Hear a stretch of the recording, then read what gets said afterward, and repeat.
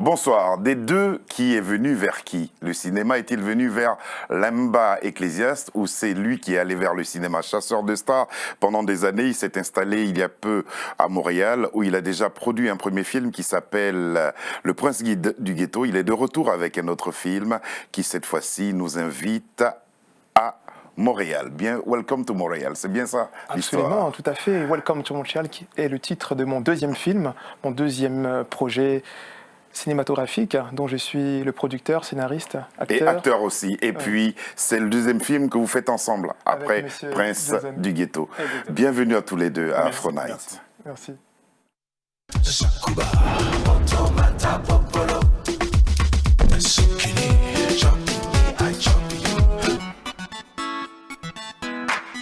Commençons par rappeler vos parcours respectifs. Jason, qu'est-ce que vous avez fait en tant que réalisateur? J'ai fait plusieurs courts-métrages dès l'âge de 15 ans.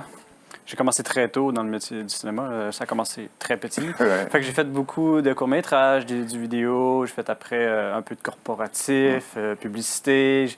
Et à un moment donné, j'ai rencontré Ecclésiaste via les réseaux sociaux pour réaliser le premier film. Mais c'est très différent des longs-métrages. C'est très différent des longs-métrages. Ce que vous faisiez avant était très différent des longs-métrages. Fait que le premier film avec Ecclésiaste, qui était Le Prince du Ghetto, c'était le premier long-métrage. C'est pour ça que celui-là était plus stressant que le deuxième. Ouais. C'était stressant, un très beau défi. Et après, on a fait d'autres courts-métrages, publicité et tout. Et là, pour le deuxième film, Welcome to Montreal, là, je l'ai pris parce que c'est un beau scénario. Et on a beaucoup plus d'expérience. Beaucoup plus d'expérience, effectivement. Voilà. Ecclésiaste, c'est vous? Alors, moi... Chasseur de stars. Exactement. Beaucoup m'ont connu en France en tant que chasseur de stars. Et vous donniez l'impression d'insister pour être présent face aux caméras. Oui, et sur les plateaux. Absolument. Je voulais vraiment que les spectateurs puissent découvrir cet hobby qui était pas très connu à l'époque. Là, je retourne vers 2008-2009. Mon activité principale était de chasser les stars, c'est-à-dire de prendre des photos avec les célébrités. Et à cette époque-là, j'étais parmi les premiers à le faire dans ma génération de jeunes franco-congolais. Il n'y en avait pas, tout simplement. Et en faisant ça, ça donnait... Les gens me disaient, mais il est culotté de faire ça, d'aller prendre des photos avec des ministres, des personnalités. Et la photo qui a... Une sorte de forcing. Le forcing, exactement, quoi. Mais il fallait oser. Hein. Il fallait oser. Ouais. Et c'est ça qui m'a fait vraiment connaître auprès du grand public. Dans votre évolution, à tous les deux, au duo que vous formez aujourd'hui, où vous vous situez aujourd'hui, Le Prince du Ghetto, qui était le premier film? Où est-ce que vous situez ce film dans votre parcours? Alors, ce film, ça a été le démarrage de notre entrée dans la cour des grands, je pourrais dire. Parce qu'à ce jour, en faisant ce film-là, c'était comme une cour de récréation, je pourrais dire. Hein. Et à ce jour, le film totalise plus de 630 000 vues sur YouTube. Ouais. Il s'agit du film indépendant, gangster canadien, le plus vu sur YouTube. Ouais. Et on s'y attendait pas, hein, avec Jason, d'avoir un tel impact à travers le cinéma indépendant canadien. Et qu'est-ce que ça vous a fait, vous, Jason, d'avoir réalisé Prince du Ghetto, qui est le démarrage d'une belle histoire qui continue jusqu'à aujourd'hui? Comme je disais tout à l'heure, c'est sûr que c'était le premier long métrage que je réalisais, fait que c'était un gros défi. Mais là, comme je le vois, oui, c'était pas un test, mais c'était un projet qui a énormément aidé pour comprendre que c'est quoi l'ampleur d'un long métrage, parce que c'est pas comme un court métrage où on se prend une semaine de tournage. On tourne, après on passe... Non, là, c'est très intensif. Là, c'est du 2-3 mois de tournage tous les jours. Après la post-production, il y a beaucoup de travail. Tous les deux, à présent, on va voir la bande-annonce qui nous invite à venir voir ce film le 7 juin prochain, ici à Paris, dans le 5e arrondissement. C'est la première fois que notre agence recrute un Français de France. Agent Désiré Barreau, Mpanzila. Un nouveau partenaire. Bienvenue dans notre équipe. Mais qui t'a donné la permission de stopper la musique? La gang à Diallo sont des vrais criminels, ils sont en train de terroriser nos commerçants ici à Montréal. Amigo, ça se paye la protection. Regarde-moi bien. Tu renverses un autre verre sur moi, je fais éclater ta cervelle. Donc, il faut qu'on les arrête. L'opération de ce soir s'appelle Opération Commando Force de Le général est pas là. J'ai une meilleure idée. Nous avons arrêté un suspect ce matin. Il nous a même révélé le nom de la femme du général Diallo. Mais allô? Ah, maman, comment tu vas? Là, je suis au travail, Là, c'est bon, monde. Ababrika, Ève et trésor de ma part. Calais, je t'ai écœuré de vous autres, le clan Diablo. C'est que ça, j'ai 2000 $ sur moi, frère. Hein? Je vais te donner à toi 1000 $. Truc de dingue! Donc on n'est pas dans un film ici, Bao. Real life. And stay out of my fucking business!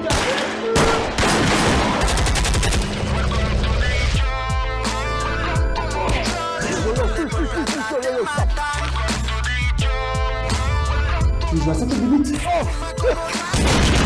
Une guerre se déclenche entre les 5 familles mafieuses et le clan Diablo. Fuck this photo. On va le faire disparaître, man. Capiche? Attention, gentil! What the fuck is that fucking smoke? Voilà, c'est au studio des cinémas Ursuline que les Parisiens auront l'occasion de voir en grande première ce film.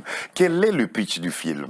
Il y a de l'humour, c'est vrai, et il y a aussi beaucoup d'action, avec des explosions. Amour, action, corruption. Non, non mais on retrouve de tout. De tout, ouais. Avant de vous laisser nous faire le pitch du Alors. film, vous êtes attiré par ce monde-là, Oui. parce que dans Prince du Ghetto, c'était aussi l'histoire des gangs. Des gangs, et là exactement. aussi, c'est encore l'histoire des gangs. Alors, à vrai dire, l'histoire du film, je vais vous raconter, donner un petit avant-goût. Je suis l'agent Désiré Barrow Mutanzila, un jeune policier franco-congolais. Congolais, dans tous Congolais, les sens. dans tous les la sens. sape, la danse, sape. la musique. Exactement. Qui est affecté. En fait, je travaille à Paris, dans la brigade anticriminelle de Paris, en tant que policier. Et j'ai été affecté dans la police montréalaise, dans le cadre de la collaboration entre les polices francophones. Et on m'a, vu que j'étais très bon ici à Paris, on m'a affecté là-bas pour démanteler un réseau international de trafic de drogue. Pour démanteler ce réseau qui est dirigé par un puissant baron de la drogue qui fait régner la terreur au Québec. Et l'enquête va s'avérer assez explosive et dure. Et je vais être l'élément déclencheur dans le film qui va réussir à démanteler cette organisation.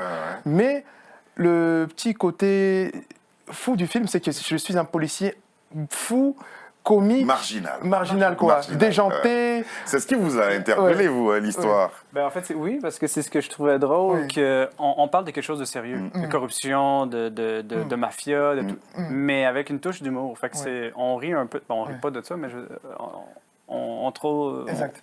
Alors, à vrai dire, ça c'est une chose que les téléspectateurs doivent savoir. C'est quelque chose qui n'est jamais encore arrivé dans le cinéma.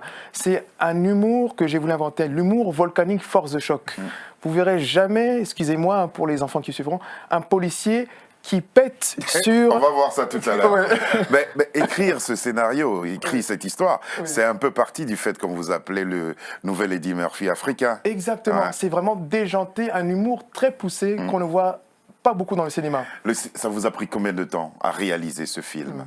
Le réaliser lors du tournage, ça a pris l'équivalent à tous les jours. Et quand je dis tous les jours, c'est déjà arrivé où ce qu'on a tourné 2 jours sans arrêt. Ouais. On a fait un 48 heures, même peut-être un peu plus. Ça arrivait souvent qu'on ne faisait pas juste un 10 heures ou un 12 heures de tournage. On dépassait 2 mois et 3 semaines, 2 mois et 3, ouais, 2 mois et 3 semaines. Équivalent, ouais. Vous, le franco-congolais, pourquoi vous n'avez pas pensé à l'Afrique Alors, à vrai dire... pour tourner ça? Pour tourner ça, non, j'ai préféré déjà le Canada, c'est une histoire d'amour avec le Canada.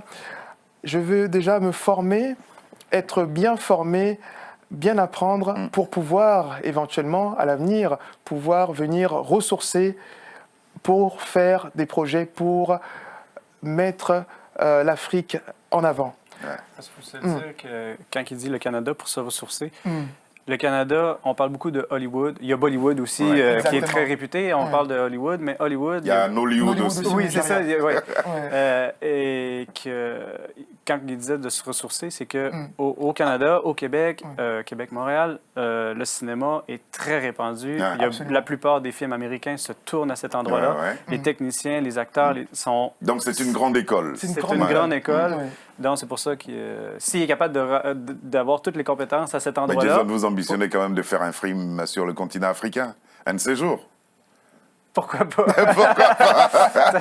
Je connais pas toute la culture, fait que ça va être difficile, mais... Vous êtes avec lui, il va tout vous apprendre. Mais il ne connaît pas non plus. Hein. Non. Là-dessus. Ça va venir. Il y a aussi le fait qu'il y a un casting important.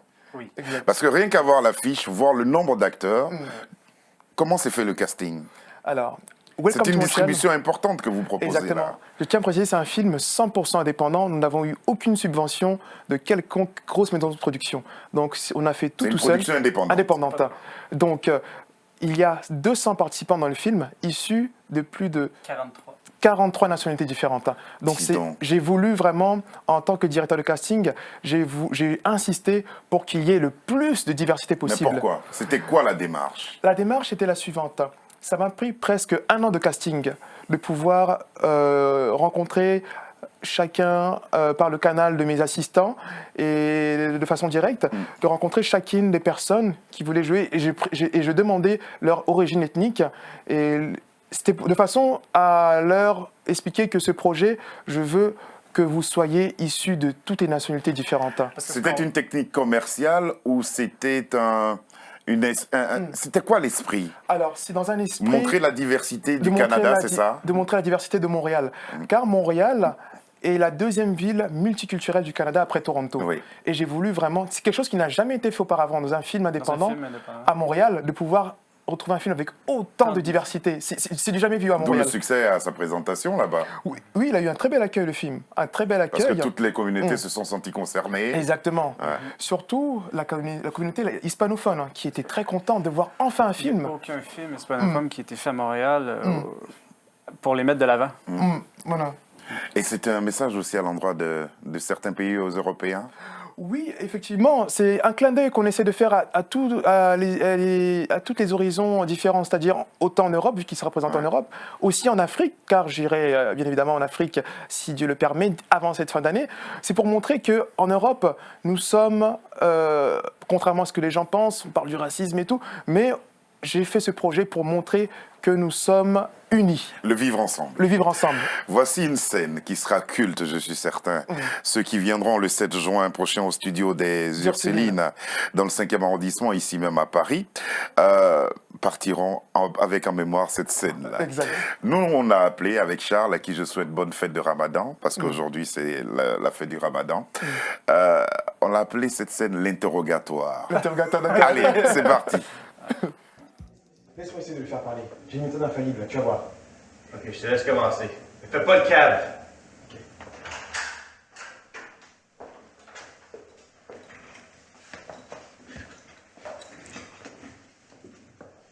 Pour qui tu bosses, hein? Allez, dis-le, crache le morceau. Trabajo para tu abuela, tu hermana y tu madre. Hey, hey, bonne méthode. Ce gars-là parle même pas français. Allez chercher l'agent Martineau. Tu vas voir, ça ne fait que commencer pour toi. Et je ne suis pas prêt d'en finir. Ça va les gars? Ah, l'agent Martineau. Ça va bien? Oui. Ton nouveau ami, il parle rien qu'en espagnol. Pourrais-tu nous traduire? Ouais, pas trop. Cabrón, vete a comer banano con tus primos en la selva africana. Il vous a dit vous êtes un pauvre singe de retourner en Afrique à la savane manger des plantains avec vos cousins. Pas gentil. T'as osé me traiter de singe? Espèce de petit merdé de latino. Que ça soit la dernière fois que tu me traites de chimpanzé, de singe. Écoute-moi très bien, ta mère est tellement grosse et poilue que même King Kong est jaloux. Tú eres tan feo que cuando naciste tu madre se mató. Vous allez pas aimer ça. Dites-moi, qu'est-ce qu'il a dit? Qu'est-ce qu'il a dit? Qu'est-ce qu'il Il a dit dit? que vous êtes vraiment laid, qu'à votre naissance, votre mère s'est suicidée. Pas gentil. Habla, hermano. Ok. Tu joues à sa tête de bite? Je vais te montrer ce qu'on appelle la torture congolaise du Bandundu. Reste là. Regardez ça. Habla, hermano, bien.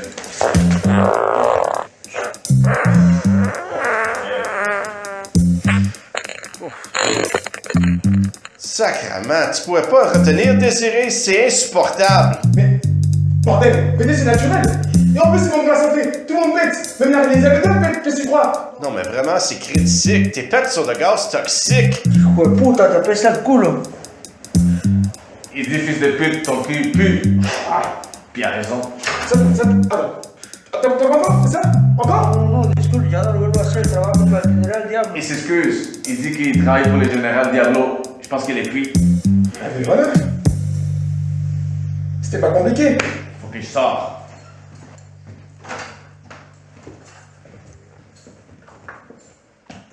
Fuck, tu m'impressionnes. Bravo. Félicitations. Maintenant, au rapport. What the fuck is that fucking smoke? Quel interrogatoire. Ah oui, mais c'est pas tout. Ça, c'est une scène qui restera culte. Pendant des longues années.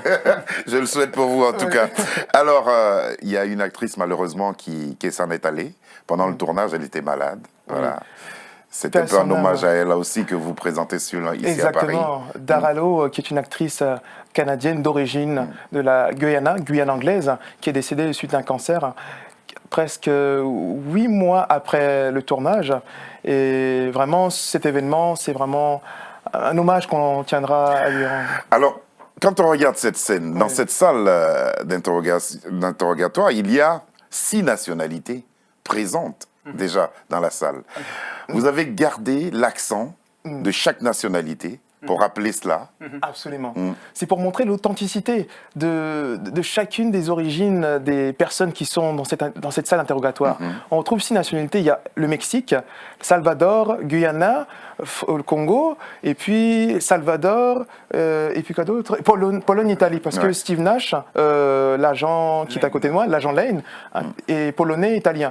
Donc c'est pour montrer la diversité, et ils le verront le 7 juin, les personnes qui viendront au cinéma Studio Les Ursulines à 19h, qu'il y a une diversité époustouflante dans ce film. Vous vous êtes sentis soutenus tous les deux en tournant ce film par les autorités montréalaises?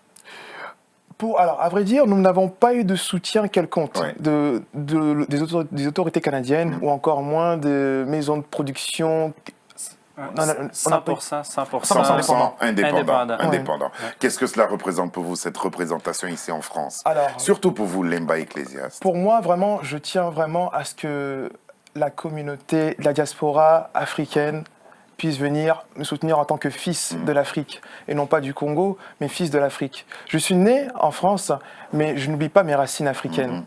Et je tiens vraiment au soutien de la diaspora africaine en France, mais aussi, bien évidemment, à toutes les communautés, blancs, noirs, jaunes. En tout cas, je tiens à ce qu'ils puissent venir nous soutenir le 7 juin à 19h au cinéma Studio Les Ursulines. Pourquoi ce film n'a pas bénéficié des grands circuits de distribution comme certains films venus de l'étranger? Jason, quelle est votre explication? L'explication la plus courte que je pourrais dire, c'est le film... Il aurait dû parcourir plusieurs festivals pour qu'il soit connu un peu partout. Pour qu'il interpelle les gens. Exactement. Ce qu'on n'a pas fait par manque de temps, par manque de budget, on sait que ça coûte. Et l'autre, je pourrais dire, c'est quand on est 100% indépendant. Si on n'a pas de maison de distribution, si on n'a pas d'aide financière gouvernementale, plusieurs choses, on a déjà des bâtons dans les roues pour la distribution. Mais n'empêche que vous vous battez pour avancer. Exactement. Fait qu'on se bat pour avancer parce qu'on est pris avec ça. Le 7 juin, l'entrée, il y aura des invitations, certes, mais l'entrée, L'entrée est à 10 € pour toute personne. L'entrée est à 10 €. Donc, je tiens à préciser aux personnes que c'est le 7 juin à 19h, ce vendredi 7 juin à 19h, au cinéma Studio Les Ursulines, dans le 5e arrondissement de Paris. Donc, c'est pas très loin du Jardin de Luxembourg. C'est à peine à 500 mètres à pied. Un très bon divertissement. Un très, très bon divertissement, Vraiment, comme vous dites bien. Et puis ensuite, plus... quel sera le parcours de Welcome to Montréal? On espère, en tout cas, d'ici au plus tard le 1er juillet, en tout cas d'ici juillet, on promet que le film sera en VOD. Il y aura possibilité de le voir à toute personne sur les plateformes VOD. Donc, qu'il reste branché sur la page fan. Moi, je suis un fan des salles noires. Ah oui. J'aime bien les grands écrans. J'aime beaucoup le cinéma. On sera là pour apprécier ce film. Et pour l'Afrique? Pour l'Afrique, alors, je tiens à donner une exclusivité. Je n'ai jamais été en Afrique. Je suis né et grandi ici. Pauvre monsieur. Ouais. J'ai 27 ans et j'ai pris la décision. Il n'est pas trop tard. Cette année, je vais y aller au Congo, en RDC. Présenter ce film dans la terre de mes ancêtres. Et j'espère être bien reçu en tant que fils du Congo, fils de l'Afrique, dans la terre de mes ancêtres.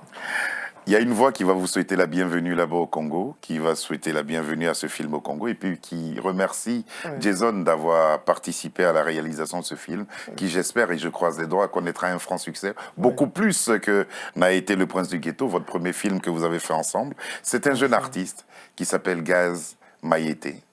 Oui, j'en ai entendu parler de Gaz Mayete. J'en ai entendu parler, je l'ai vu sur TV5. C'est un artiste congolais, RD congolais. C'est un artiste congolais. Il est passé ici. Vous ferez mieux de regarder cette chaîne. Ah, voilà. Oui. Il est passé ici, il nous a raconté toute son histoire. Et puis la chanson qu'il a vraiment révélée au grand public, en cadeau pour vous, c'est Oli Nini. On va rappeler que c'est donc le 7 juin prochain à 19h au cinéma studio Les Ursulis. Justement, on va voir l'affiche qui va nous rappeler à être présent à cette grande première parisienne. C'est juste une projection. C'est juste, alors pour l'instant, c'est la seule et unique projection, c'est la grande première unique française, oui. Donc raison pour laquelle on insiste pour que les téléspectateurs puissent ne pas hésiter à venir, c'est à Paris. Et le 7, c'est vendredi, donc on sort du bureau, 19h, on court rapidement pour aller voir et passer cet agréable moment en compagnie de tous ces acteurs et de ce film. Merci beaucoup à tous les deux. Voici venu notre face-à-face.